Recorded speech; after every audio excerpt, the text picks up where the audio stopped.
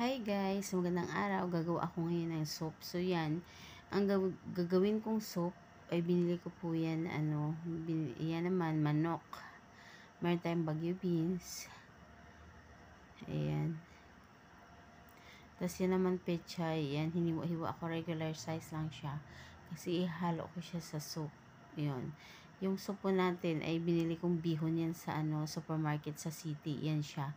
So, binasa ko siya unti. Tapos meron tayong carrots, meron green bell pepper, sibuyas, yan. Tapos maglalagay ako ng green na sili. Yan. Pero hindi ko siya hihiwain para hindi siya manghang. And then meron siyang bawang. And then yan, maraming spring onions. Ihalo natin sa ating bihon soup. Yan. So, yan ang gagawin kong soup for today. Yan. Pwede na rin iulam na rin namin yan sa kanin. Pero hindi ako kumain ng kanin nito nung niluto ko ito kasi yung bihon, ayan, yan naman ang sabaw ng pinakaluan kong manok. Yan ang pagginisa ko na yung ating manok. Yan ang isasabaw ko at magdadaglag na lang din ako ng water. So, lagyan na natin sa paglutuan kong kaldero ng mantika. Lalagyan na natin kasi mag-start na tayo magisa. Yan, so as usual, sibuyas ang inuuna ko.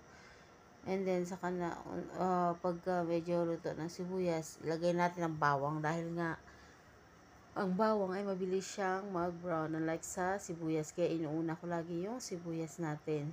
Yan, and then ang bawang, ayan siya. Yan, so yan ang lulutuin ko ngayon kasi ulam namin ni Helen. Parang binigyan nga din namin ito ang aming alaga. Gusto rin nila to. Ayan, tapos gumawa rin kami ni Helen ng amin. Pero yung bihon na yan, ay binili ko po yan sa Filipino supermarket sa city. Pag day off namin, ay pagpunta namin, nagpadala kami ng pera. Yan, yan ko yan siya, binili ko rin. Yan, tapos yan ang manok. Yan, ginisa na natin. Ayan.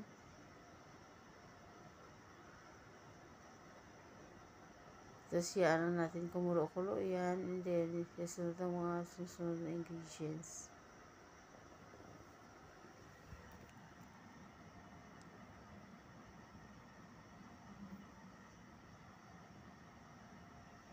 Yan ang ulam namin ngayon kasi naisip ko kasi bumili kasi ang bihon. So naisip ko na gusto kong maghigop ng sabaw.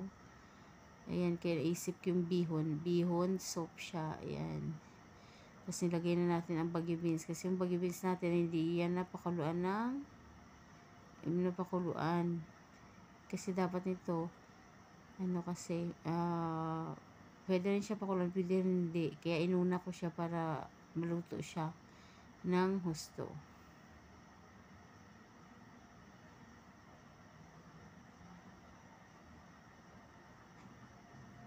Ayan siya, hinahalo-halo lang natin dyan sa kaldero kasama ng chicken.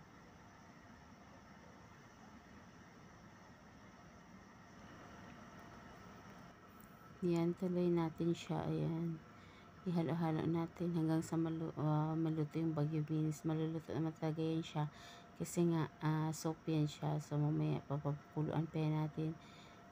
Yan, magdadagdag tayo ng yung soup ng pinakuluan kong manok. Ayan, so yan ang isabaw natin dyan, and then magdadagdag rin ako ng water. Yan, so mas malasa yan siya dahil nga ang sabaw ng pinakuluan kong manok dyan ko siya nilagay. Ayan, tapos mag-add pa tayo ng water dyan kasi soup nga yung lulutuin ko, bihon soup. Ayan, so yung bihon natin yan, isang piraso lang po yan. Pari dalawang dalawang laman. And then maglalagay ako unting tomato paste para medyo mamula-pula na naman unti yung ating sabaw. Medyo may kulay yung ating sabaw. Maglalagay muna ako ng salt dyan sa kumukulo-kulo nating tubig. Ayan, yun, kumukulo-kulo na ang ating tubig. Tapos ilagay natin yan. Ilagay na natin yung carrots para sabay siya dyan sa Baguio beans na lumambot para mas masarap ang ating soup. So, tanghon is in chicken soup. Ay, hindi. Chicken and bihon soup. Ano siya? Bihon soup siya. May manok. Ayan. Lagay na rin natin yung ceiling green natin dyan. Pwede natin putulin para hindi siya mahang. And then, mag-add tayo ng salt. And then, ayan. Lagyan natin ng unting tomato paste para medyo makulay yung ating soup. Hindi ko yun inubos. Lagyan na natin ng patak.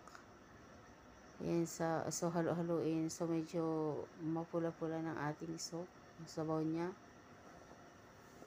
Ayan, antayin natin na kumulo-kulo yung ating tubig. Ayan, para maluto na rin yung carrots natin. At masunod natin ang susunod na ingredients na ating ihalo. Mas masarap pa sana ito pag sotanghon ang ginamit. Kaya lang, ang ginamit ko ay bihon. Kasi afford ko lang yung price. Medyo mahal kasi yung sotanghon. Siyempre nagtitipid si Inday dahil nga naghihirap. Ayan, kaya ayun. Ayan, kumukulo-kulo na siya. Tikman natin ang lasa kung sakto na.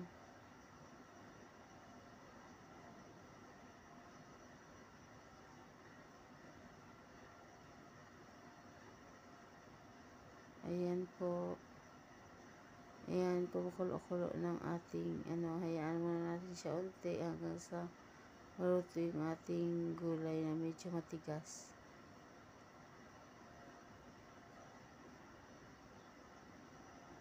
Ayan. Kasi lagay na natin yung ating bihon. Ayan, ang lulutuin ko ngayon ay bihon soup.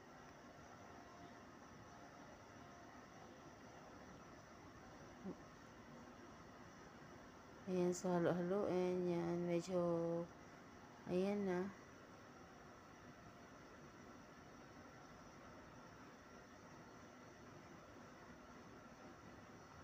Nahalo na natin yung dyan. Ayan, tapos lagay natin ngayon ang pechay.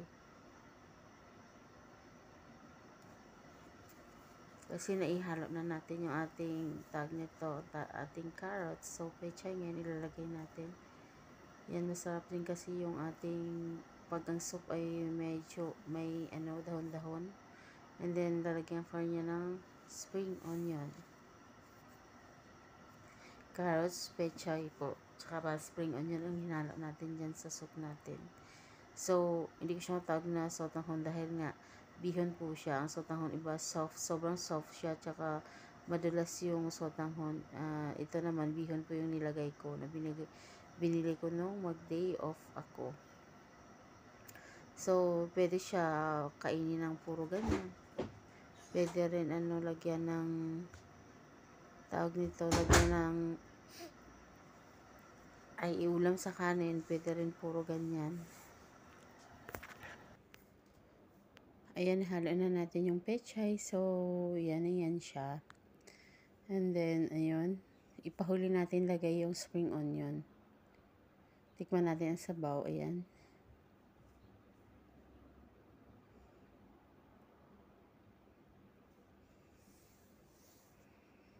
Ayan. So, dapat nito, pag habang mainit pa ay kakainin na to siya. Kasi kung hayaan mo siya matagalan, mga 1 hour, yung bihon kasi, inaabsorb yung water, matutuyo siya. So, ang labas niyan mamaya, pagka hindi ka agad kinain, ay parang pansit siya. Yan. Pero okay lang din naman. Para siyang pansit. Pero mas masarap may sabaw kasi masarap kasi humigop ng sabaw, lalo na pataglamig ngayon. Ayun. So, ito ngayon ang aming lunch ni Helen. Pwede siyang ulam sa kanin, pwede rin siyang kainin ng puro ganyan kasi nga parang kumain ka na rin ng kanin dahil sa bihon. Ayan. So, itong aming lunch for today. Yan. Bihon na may pechay tsaka carrots. Para siyang, soup siya. Pero, pwede na rin siya pang, if ever man matuyo siya, ayan. Para siyang pansit. Ayan. Ito ang aming kakainin ngayong tanghali. Or, pwede rin siya iulam sa kanin. Kasi sa Pilipinas, gumagawa kami ng ganito. Nagluto kami ng ganito noon nga. Dahil nga, noon, sardinas pang nilalagay ng nanay namin sa ganito pag nagluto. Pero ngayon, ang hinalo ko dito ay manok po yan. Yan. So, parang alanganin pa yung ating pansit. Kaya hayaan muna natin siya na kumulo-kulo pa hanggang sa maluto talaga siya ng husto.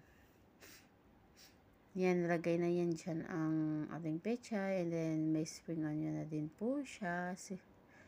Ayan, sa kumukulo-kulo. Pechay pa yan. Pechay, Baguio beans, yan. Tsaka spring onion yung hinalo natin dyan. Ang halo natin dyan. Tapos may sili siyang green. Pero hindi ko siya pinutol para hindi maanghang yung ating sabaw. Ayan.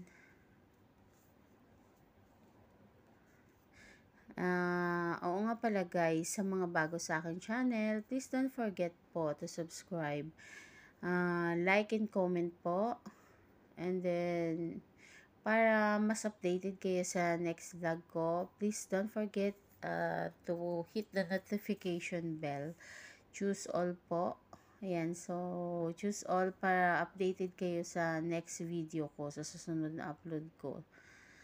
Ayan, so ilalagay na natin ngayon spring onions. Hindi ko yan masyado siya pinutol. Sinadya ko talagang ganyan lang. Naputol siyang unti, ang iba mahahaba. Dahil nga mas masarap manguya-nguya ng may manguya-nguya ka pa sa soup. Yan, soft naman yung spring onion, pero okay lang, nilagyan ko na siya. Hindi ko na siya masyado pinutol. Yan, so ihalo-halo natin dito sa ating bihon. Yan, bihon soup. Yan, so, yan ang ating pananghalian ngayong tanghali. Yan, pwede siya ulam sa kanin, pwede siyang plain na kainin lang na ganyan. And then, yan, tinirhan ko rin yung aking mga alaga. Kaya, kumain rin sila niyan. Inulam nila, may ulam sila manok. And then, yan, ang soup na ginawa ko. Tinirhan ko rin yan sila. Yan, so, ito ang aming lunch for today. Yan, bihon soup po siya. Pwede siyang kainin lang na ganyan or pwede siyang iulam din sa kanin. Yan. Anyway guys, once again, mega love shoutout to all. Yan. And then sa mga bago sa aking channel, don't forget to subscribe, like, and comment po. And then para updated kayo sa next vlog ko o sa upload ko, para ma-notify kayo every time meron po akong upload, please don't forget to hit and choose all po para updated kayo sa aking next upload. Yan, or next vlog sa susunod. Anyway guys, yung aking channel ay sari-sari naman po yung upload dyan, pero mostly foods talaga yan siya. Yung mga niluluto ko yan, mga simple lang yan. At marami pang iba. Yan.